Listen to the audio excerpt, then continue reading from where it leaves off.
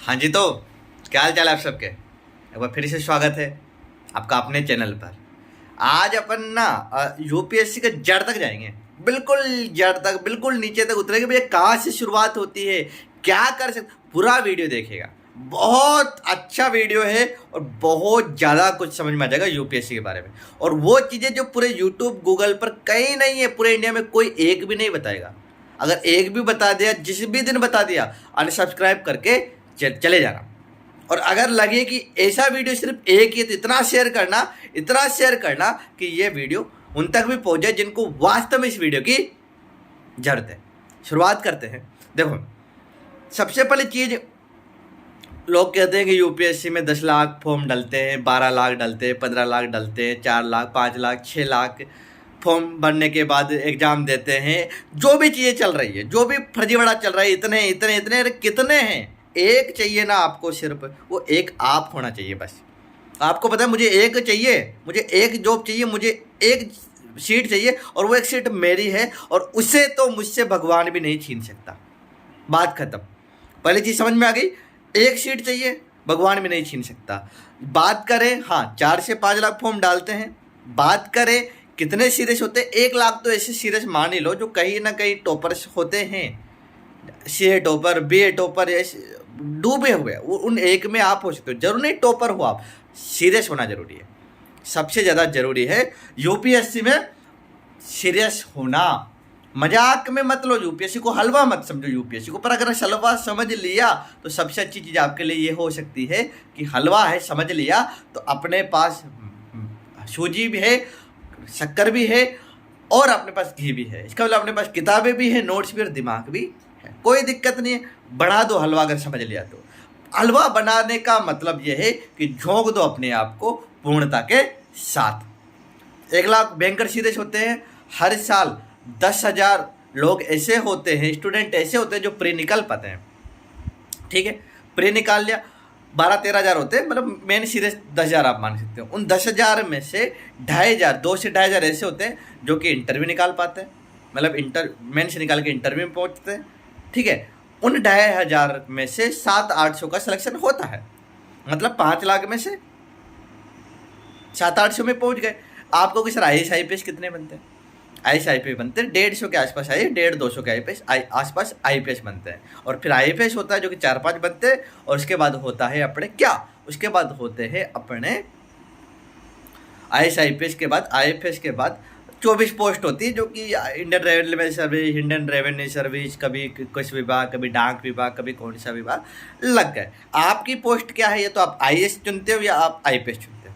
वैसे तो दोनों सही है, दोनों कम नहीं है, वो आपके ऊपर डिपेंड करता है कि आप क्या चुनना चाहते हो, IAS चुनना चाहते हो या IPS चुनना चाहते हो। ठीक है, तो वो बात की चॉइस है। मेन चॉइस आपका केडर होना चाहिए, केडर जो कि टॉप 50 रैंक के अंदर मिलता है। केडर का मतलब है कि आप अपने निवास स्थान जहाँ रहते हो उसको वो जिला या वो राज्य ले सकते हो।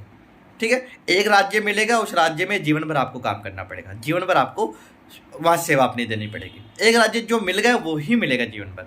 संभावनाएं होती है कि बहुत कम की दूसरा मिल जाए, पर ज़्यादातर संभावना 99.99% ये होती है कि उसी राज्य में जीवन भर काम करना है, एक मिलेगा। इसलिए कोशिश कीजिए केडर लीजिए ताकि दक्षिण में इधर उधर ना भटकना पड़े। अगर आप राजस्थान से हो, मध्य प्रदेश, यूपी, बिहार, जहाँ से भी हो, वही क्षेत्र आपको मिल जाए, क्योंकि अपने क्षेत्र में काम करने का तो मजा ही कुछ और है जी। आगे बढ़ते हैं। एग्जाम का पता होगा, 2 एग्जाम होते हैं प्रीलिम्स के।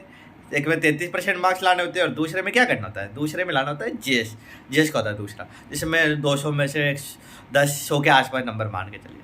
ठीक है, फिर आपने मेन्स रहता है, प्री निकालने के बाद मेन्स वही GS1, GS2, GS3, GS4। GS1 में वही वो सोशोलॉजी, ज्योग्राफी, हिस्ट्री आ गई।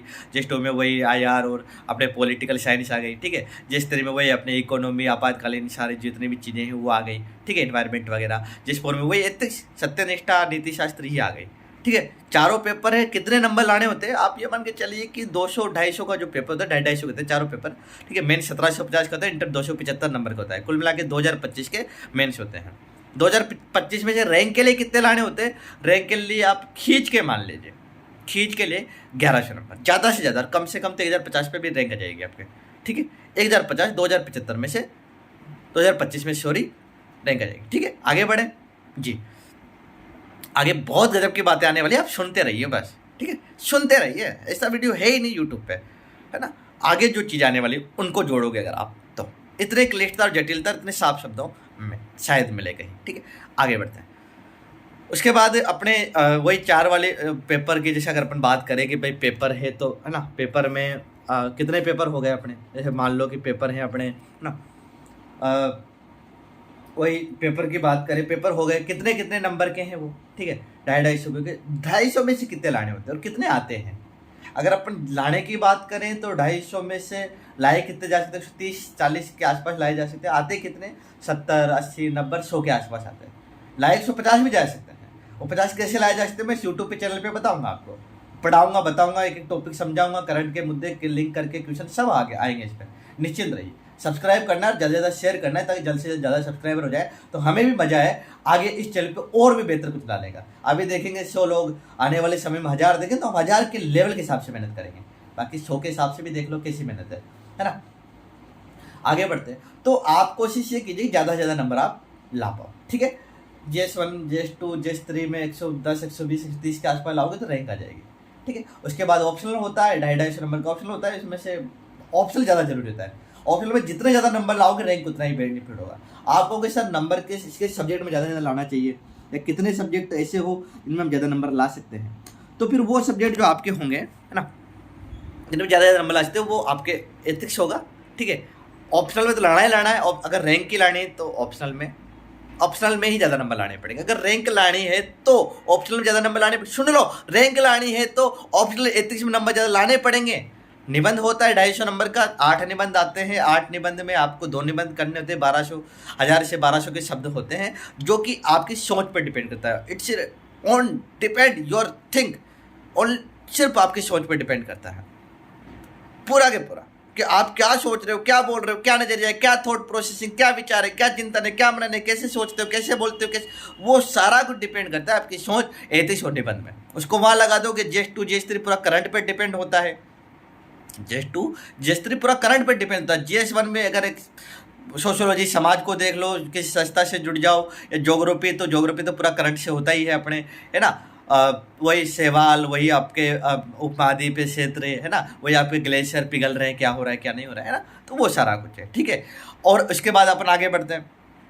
तो इंटरव्यू होता है 275 नंबर का। इंटरव्यू में 80 तो वो खुद दे ही देते हैं, बाकी 150, 200 तक पहुँच, जैसे पाला मिश्रा 215 थे, हाईएस्ट है, लाए जा सकते हैं। 220, 225 भी लाए जा सकते हैं। कैसे लाए जा सकते हैं इसी चैनल पे बताएंगे। ठीक है, वो हो गया। उसके बाद ये तो सारी चीज़ें हो गई। आपको आपका लोग बोलते हैं ये पढ़ो वो पढ़ो, मेन चीज़ें जो कॉपी पेस्ट चल रहा है हर चैनल पे, दृष्टि से करंट पढ़ो, है ना, निर्माण पढ़ लो, संस्कृति पढ़ लो, एक किताब को 10 बार नहीं, सिर्फ 10 किताब को एक बार नहीं, एक किताब को 10 बार पढ़ो। लक्ष्मीकांत इकोनॉमिक पॉलिटिकली हो गई, इकोनॉमिक लिए रमेश सिंह हो गई, स्पेक्ट्रम मॉडर्न हिस्ट्री लिए हो गई। विषय फर्क नहीं पड़ता है, बस सिलेबस कवर होना चाहिए, कॉन्सेप्ट क्लियर होना चाहिए। समझ में आ रहा, सिलेबस कवर है तो सब कवर है। अगर आज कोई मुझसे आकर पूछे कि सर यूपीएससी के लिए सबसे इंपॉर्टेंट क्या है, मैं तो सिलेबस खत्म कर लो भैया, यूपीएससी के लिए सबसे इंपॉर्टेंट सिलेबस खत्म करना। उसने अपना बड़ा बड़ा सिलेबस दे दिया, भैया हमारा ये सिलेबस है और आपको इस सिलेबस के अनुसार पढ़कर एग्जाम देना है, निकालना है। फिर आप उसको कहाँ से पढ़ रहे हो, लक्ष्मीकांत इंपॉर्टेंट बुक हो सकती है पर उसी से पढ़ो, जरूरी नहीं है। इकोनॉमी के लिए रमेश सिंह पढ़ा, उसी से पढ़ो, जरूरी नहीं। अब आपको कहोगे सर ये जो सब्जेक्ट है उसमें से कितने नंबर आ रहे होंगे, मतलब जैसे इकोनॉमी है, इकोनॉमी की जो रमेश सिंह उसमें से कितने नंबर आते हैं, 70-80 नंबर, पॉलिटी 70-80 नंबर, बाकी भी 250 का है या 150 का। अगर पॉलिटी है तो फिर बाकी कहाँ से आ रहा है, बाकी करंट को लिंक करके क्वेश्चन पूछते हैं वो। बाकी जो आपके जो राज्य के जो भी बुक्स होती है, 12th की, first year, second year, third year की, ग्रेजुएशन की, वहाँ से भी वो क्वेश्चन उठा लेते हैं। तो वो कहीं से भी उठा सकते हैं, आप ये समझो, वो कहीं से भी कितने भी क्वेश्चन उठा सकते हैं। आपको बस इतना सा ध्यान रखना है कि आपको वो सिलेबस खत्म करना है। सिलेबस को खत्म करने के लिए मेन कोर्स अपना खत्म करवा रहे हैं, बहुत जुड़ सकते हो आप, व्हाट्सएप पे पता होगा आपको, है ना। या फिर सिलेबस को खत्म करने के लिए आप जो भी बुक्स पढ़ रहे हो उसमें एक एक टॉपिक उठाओ, गूगल यूट्यूब पे रिसर्च करो और हर टॉपिक के नोट्स बनाते हुए चले जाओ, एक एक टॉपिक को कन्फर्म करते चले जाओ। कोई एनसीईआरटी की जरूरत नहीं, कोई लक्ष्मीकांत पॉलिटी की जरूरत नहीं है। जरूरत है तो सिलेबस की, उस सिलेबस को गूगल पे खत्म करते तो किताबों की जरूरत नहीं पड़ रही है आपको। उस सिलेबस को यूट्यूब पे खर्च करो, किताबों की जरूरत नहीं पड़ रही। वो सिलेबस के अगर टॉपिक कवर हो, करंट के हर मुद्दे को सिलेबस से लिंक करते चले जाओ। बेसिक अपने नोट्स हो, करंट का हर मुद्दा लिंक हो और आगे बढ़ते चले जाओ। माइंड, मेंटलिटी, सोच, नजरिए को जोड़ते हुए चले जाओ। एक एक टॉपिक को बेसिक से अच्छे तरीके से कवर करते चले जाओ, अपनी सोच को डेवलप करते चले जाओ, अपने बनाए हुए टारगेट को तोड़ते हुए चले जाओ, ठीक है। अपने टारगेट हर दिन नए बढ़ाते हुए चले जाओ, चीज़ों को लिंक करते चले जाओ, नजरिया बढ़ाते हुए चले जाओ, संस्थाओं से जुड़ते हुए चले जाओ। समझना क्या है, यही समझना है भारत कहाँ था, भारत कहाँ, भारत को कहाँ लेकर जाना है। यही यूपीएससी, भारत कहाँ था, भारत कहाँ है और भारत को कहाँ लेकर जाना है। यही यूपीएससी है, भारत कहाँ था, भारत कहाँ है और भारत को कहाँ लेकर जाना है। समझिए, मतलब कुल मिला के भारत को जानो इज यूपीएससी। जितना ज़्यादा भारत को जानोगे, जितना ज़्यादा भारत को समझोगे, जितना भारत की चुनौतियाँ, भारत की संभावनाएं, भारत की प्रॉब्लम्स, भारत को इंफ्रास्ट्रक्चर, भारत की शिक्षा, भारत की व्यवस्थाएं, भारत की महिलाएं, भारत के लिए रोजगार, भारत के लिए ज्योग्राफी, भारत का एनवायरनमेंट, भारत की ज्योग्राफी, भारत का जितना भी है वो सब यूपीएससी है। आपको वहाँ पर जितने भी क्वेश्चन मिलेंगे ना, वो ज़्यादा से ज़्यादा भारत के ऊपर डिपेंड होते हुए मिलेंगे कि ग्लेशियर बढ़ रहे हैं, क्या संकट है ना। राष्ट्रपति के चुनाव हुए उस समय पर ईवीएम में वो घोटाला हुआ, उससे आप क्या समझते हो, है ना। या वहाँ पर फलाने वो राज्य में उन जल का संकट है, उन राज्यों में, उस संकट को आप दूर करने के लिए क्या करोगे, अगर आप होते तो क्या करते। यही यूपीएससी, मतलब आपके दिल की आवाज़ प्लस भारत की संभावनाएं प्लस अपनी किताबों का निचोड़ प्लस सिलेबस की जानकारी प्लस यूपीएससी पास प्लस रैंक प्लस सब कुछ हद तक आंसर राइटिंग। आपके मस्तिष्क को देखने के लिए मस्तिष्क पे काम करना शुरू कीजिए। स्पीड कितनी है आपके मस्तिष्क की, ज़्यादा से ज़्यादा शब्दों को कम से कम शब्दों में बताने का जो टैलेंट है, हुनर है, वो आपको आईएएस बनाएगा। ज़्यादा से ज़्यादा कितना पढ़ना होता है, कितने कम लिखने होते हैं, 150 शब्द, 200 शब्द, 250 शब्द, बहुत बड़ी चुनौती है। चुनौती तो यूपीएससी, तभी तो वो किताबों से कलेक्टर बना रहा है, किताबें कलेक्टर बना रही।